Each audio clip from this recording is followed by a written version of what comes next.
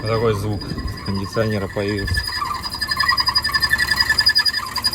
Такой вот веселый звук. Причем, если его выключить, звук пропадает.